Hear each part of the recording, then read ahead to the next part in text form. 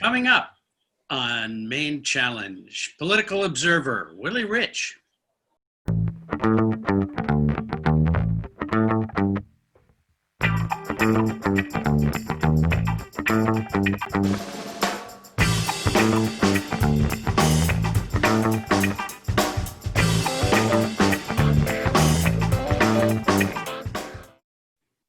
Hello, and welcome to Maine Challenge, a production of Lincoln County Indivisible and Lincoln County Television.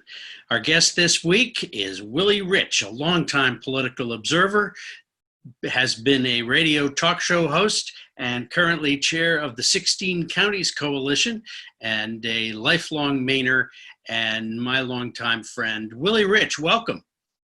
Great to see you, Chuck. Thanks for having me on the program. It's good to have you here. Let's get right to it. You're putting a lot of your energy these days into the Susan Collins U.S. Senate re-election campaign, not for Susan Collins, but against her. Am I right? Sure. I mean, I think I'd put a slightly finer point on it. We started the 16 Counties Coalition over a year ago, and it's been basically an accountability campaign. We're a nonprofit, and we've been for over a year asking Susan Collins to do the right thing and bringing attention to some of the decisions she's made, some of the positions she's taken, some of the votes that she's taken on things like the Republican tax bill, which is really just a giveaway to big corporations and the wealthy, and also highlighting the fact that she's taken just so much money now from corporate PACs and corporate donors. So that's been our job, is to sort of give voice to people around these issues. And we spent a fair amount of time, particularly before the pandemic struck, in trying to get her to actually come out and listen to Mainers. As I think everybody watching probably knows, she hasn't held a public town hall in, I don't know, something like 20 years. And we thought, well, maybe it's too much work to put one on. So we did it for her. We staged town halls in Bangor, Bar Harbor, Portland. We had hundreds and hundreds of people show up on cold winter nights in Portland, for example. And we invited her and we said, look, you can come and, anybody can ask any question that they want. This isn't going to be scripted. We'll make this a real public forum. And, she declined each time. So I think our job has been a couple of things: to highlight these issues, to highlight the decisions she's made, to highlight where she's getting all this campaign money. And also, though, to try and plead with her to start listening to real Mainers and not these corporate supporters that she has. And that's a problem that goes beyond Susan Collins, but it's very much coming to a head here in Maine in this campaign. I had Shenna Bellows was my guest a few weeks ago, and Shenna, as you remember, ran against Susan Collins 6 years ago. And I asked Shenna if the Susan Collins running this year was the same Susan Collins that she ran against. And I guess I'd ask you a similar question. Has Susan Collins fundamentally changed? Well, I think that question, has she changed or has the electorate changed in some way, is a little bit of it's sort of a little bit of a Rorschach test, and I think it depends on your perspective on Susan Collins. My perspective is there's some of both. There certainly was a time where she was much more willing to go against her party, didn't feel this sort of blind loyalty to the Republican Party on key issues. And I want to just sort of take a little bit of a tangent there. Don't be mistaken on the important issues, on the votes in which her vote really counts. She is there with Mitch McConnell, with the Republicans, and with the president 100% of the time. And she loves to, argue about statistics, how many times she voted against the president. But she's always there for us when it doesn't really matter. It seems to be her approach to going against the president. So I think that, she has sort of shifted, and I think the times have shifted too. I mean, if you think about the kind of things that Senator Collins likes to talk about, she had a TV ad earlier, I think, about how she's the co-chair of the bipartisan Senate Tick-Borne Illness Caucus. And in a world in which we have a president who's dismantling our democracy piece by piece, and we have an economy that's crumbling, we have a pandemic, we have a global climate crisis, we have some of the worst inequalities in our society that we've ever had. For her to, sure, I mean, I don't want to get Lyme's disease either, but I mean, for her to continue to sort of operate in that kind of world of appropriations and local politics, I think it seems a little out of place. So my answer to you is I think both, but my answer is also, in a way, it doesn't really matter what the answer to the question is. Whichever it is, whichever you think it is, she's changed or the electorate has changed. She is increasingly out of step with a growing number of Mainers. She's just not focusing on the issues that they care about, and she's just not taking the kind of stands that they think that she needs to.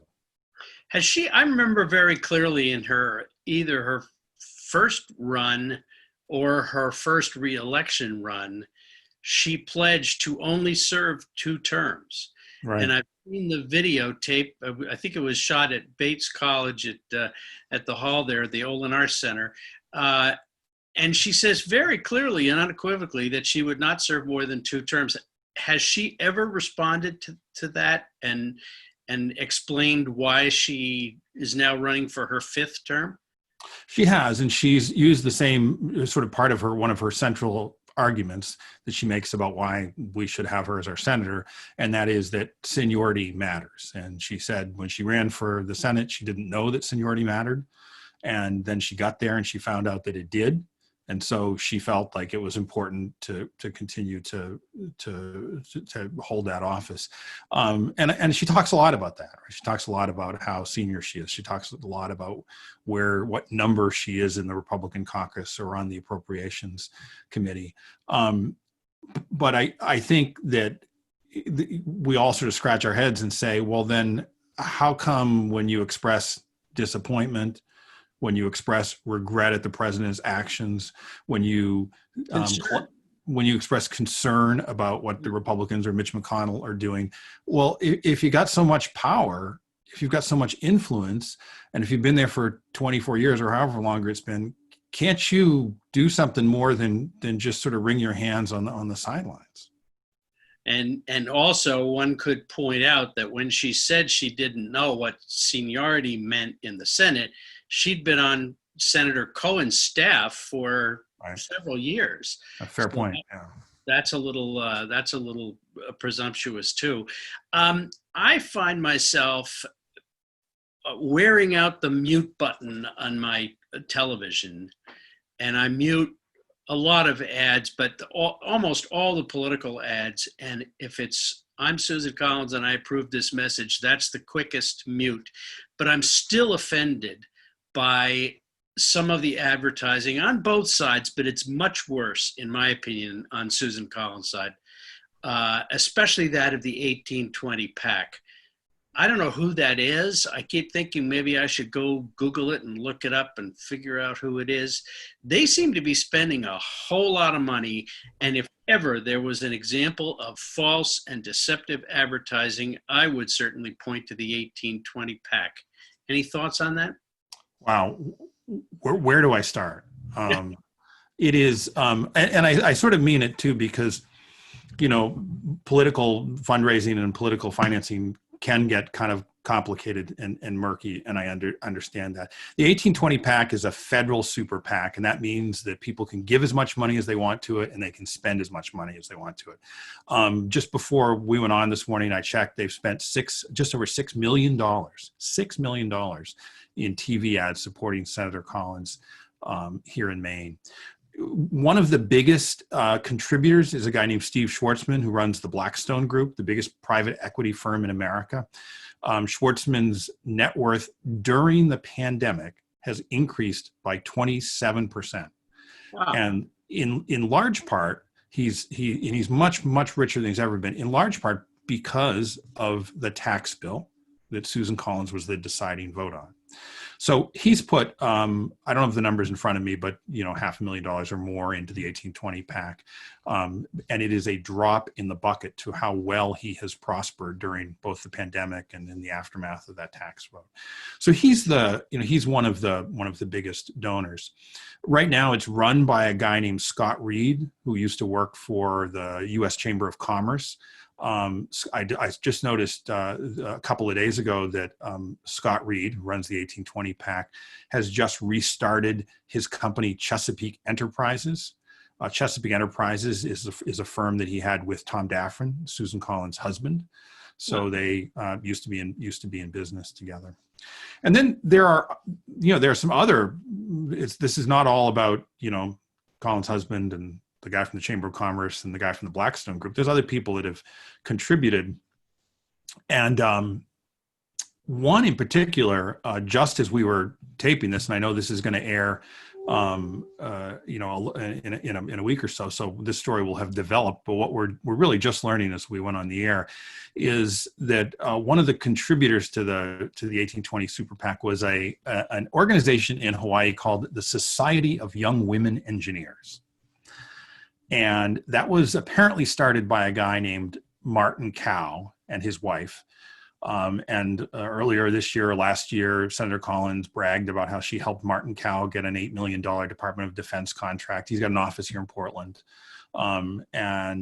Yesterday, he was arrested by federal authorities and charged with $13 million in PPP fraud. So the 1820 PAC not only has the private equity guy and the guy who used to be in business with her husband, but it's also now got $150,000 that was funneled through this secretive organization started by the wife of a guy who this morning is sitting in jail because the federal authorities say he's illicitly got $13 million from the Paycheck Protection Program. So tangled web for sure. And the long-term damage is to the truth. Because they have absolutely, you can see it when you look at their advertising and some of the facts.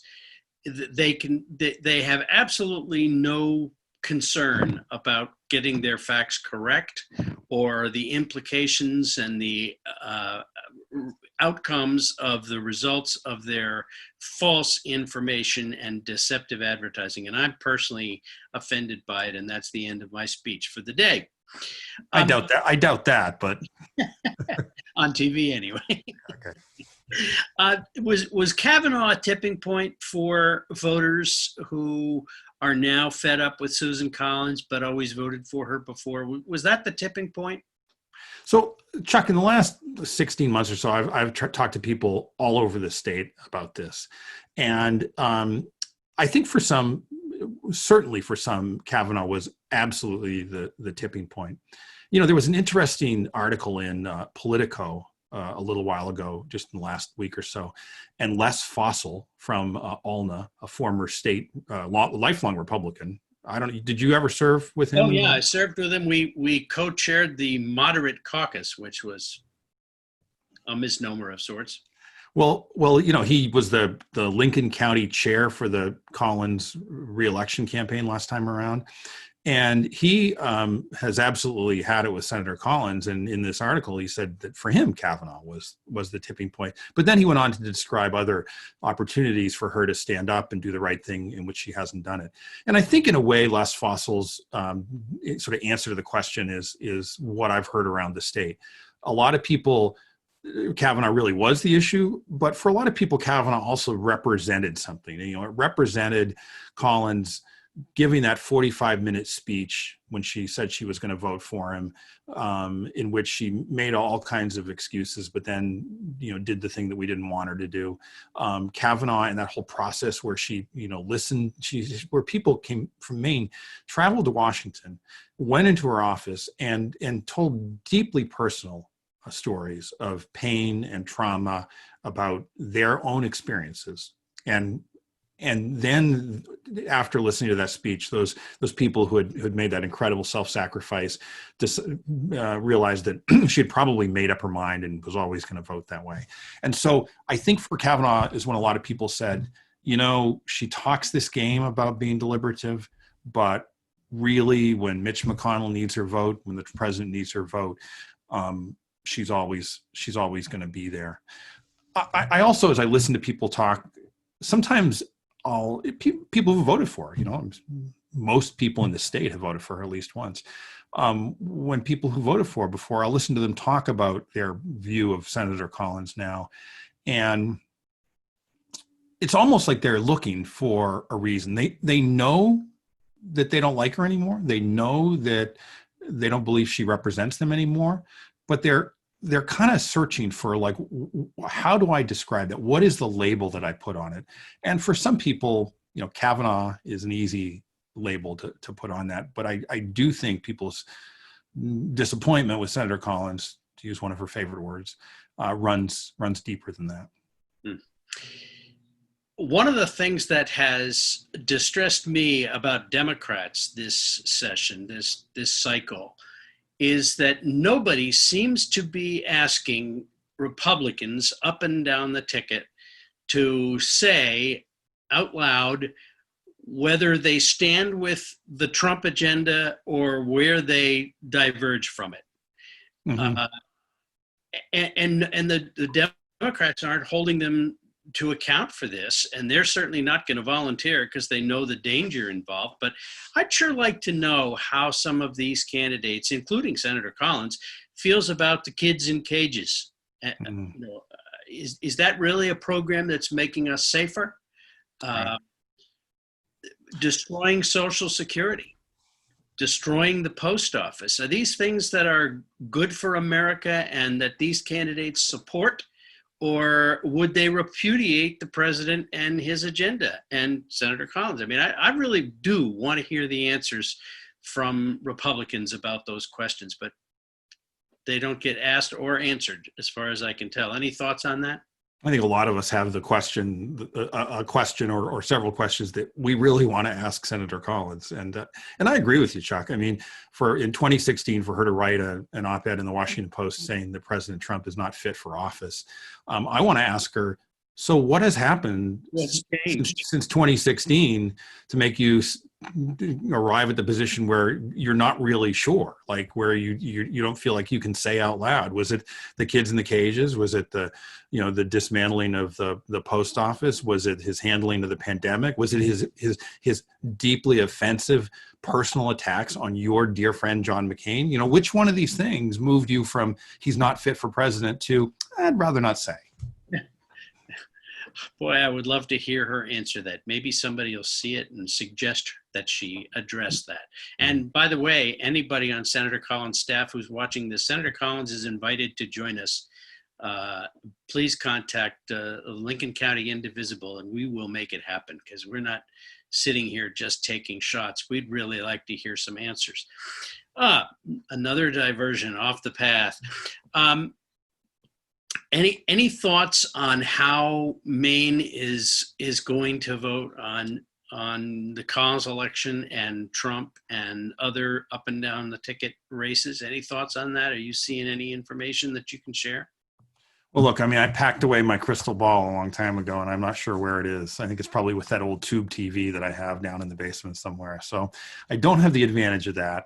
And, I think after 2016, a lot of people are, we're a little reluctant to say, I'm sure this is the way things are going to turn out. But I guess just to sort of step, out of my role as the executive director of the 16 Counties Coalition, and just as somebody who, like you, Chuck, has watched politics for a long time, I'll say a couple of things. One is about the presidential election. When you actually look at the numbers around the country, including those important electoral swing states, Joe Biden's further ahead than Hillary Clinton was. But what's much more important than that is that I think that for as unstable as a world as it feels to most of us, it's actually pretty stable when it comes to politics and to the presidential election. Trump is not anywhere near as unknown as he was. Remember last time the Trump supporters, the Drain the Swamp crowd, the Make America Great Again crowd, they knew who Trump was and they loved him. There was a big chunk of independents and kind of casual voters who didn't really know who he was and wanted to just give him a chance. And Hillary Clinton also was, a polarizing candidate. So what's different this time is that the Trump loyalists, they're still there. They're 38% of the electorate. But those swing voters, they know who Trump is now, and they're, and they've judged him. And then Joe Biden is not nearly as polarizing a candidate. I was talking to some folks that I work with who do some research, not necessarily just political research, but they're from the consumer data world.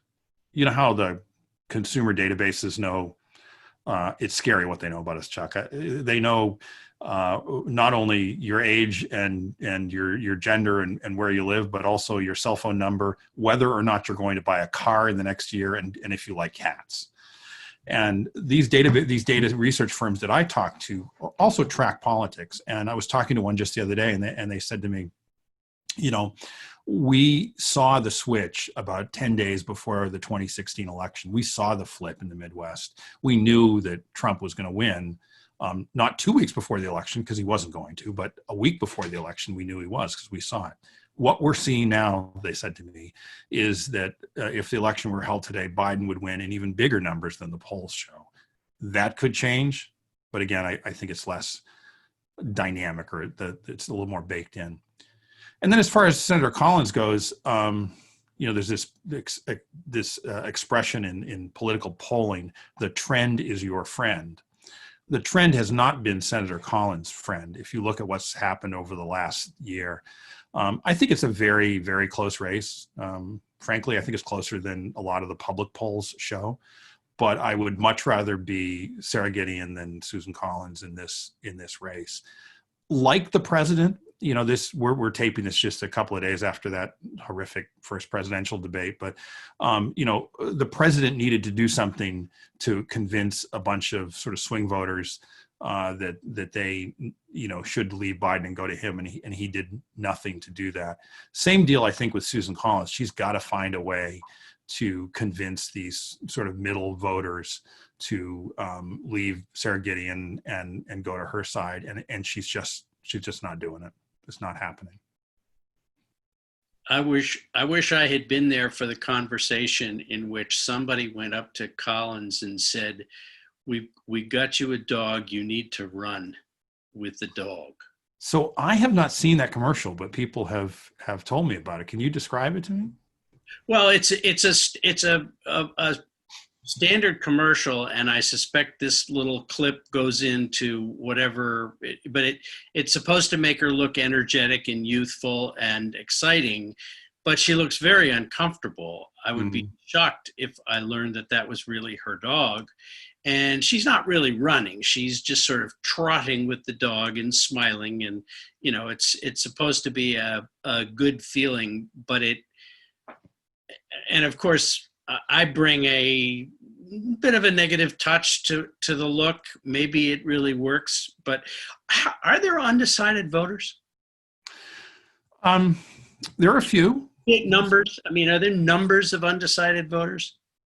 Yeah, I haven't looked at that number in polling recently, but there's a cohort of voters who are, still on the fence. But I think more importantly, there are ones that are soft supporters of either candidate, and therefore they could switch. The support for Senator Collins is particularly soft, though. Pollsters use terms like, are you likely to vote for so and so? Are you very likely to vote for so and so? Are you certain to vote for so and so? Do you approve? Do you approve strongly? They use these shades, and so when you look at Senator Collins' overall numbers, either on who's going to vote for or what her approval ratings are, compared to Sarah Gideon's, the totals are close, but that soft support versus solid support is much higher for Collins. That's to say, more of her supporters are soft supporters, and maybe a little willing to switch. I'm sure you could find out how anybody is going to vote by showing them the clip of Sue Collins running with her puppy and just asking them whether they like it or not. And those who like it are going to be voting for, and those who don't. I mean, that's the way the electorate is up and down. Are there going to be more ticket splitters than there were in 2016? Any idea? Well, I think in the it's a good question. It's an important question.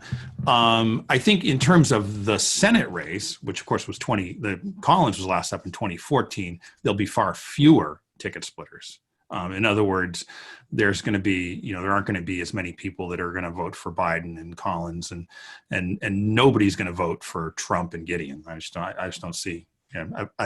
I'd like to meet that voter who thinks that's the right choice to make.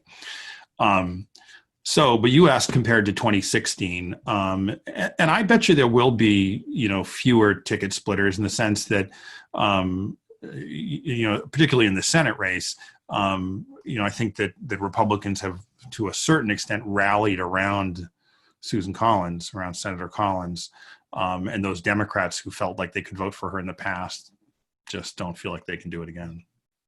Well, Willie, I know we could keep going for another half hour or hour. We're basically running out of we've run out of time. It's coming to the close.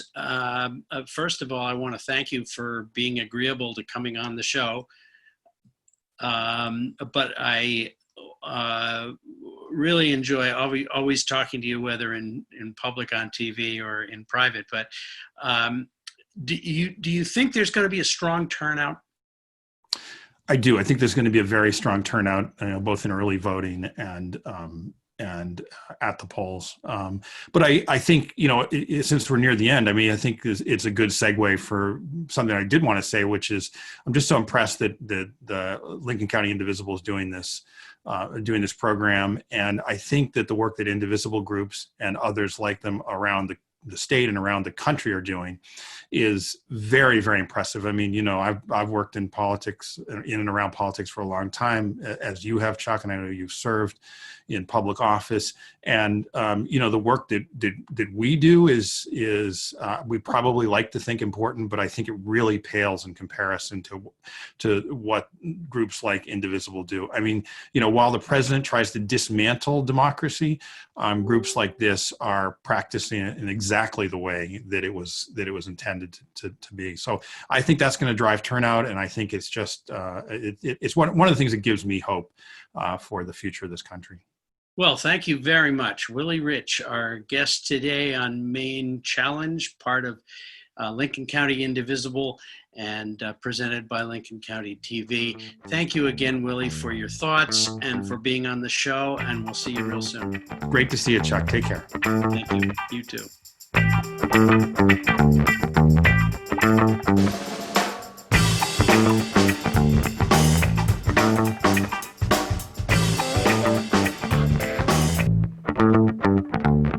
Show your support for Maine Challenge and LCTV's programming. We're all about community. Please go to lctv.org to make a contribution. Your support makes us stronger together.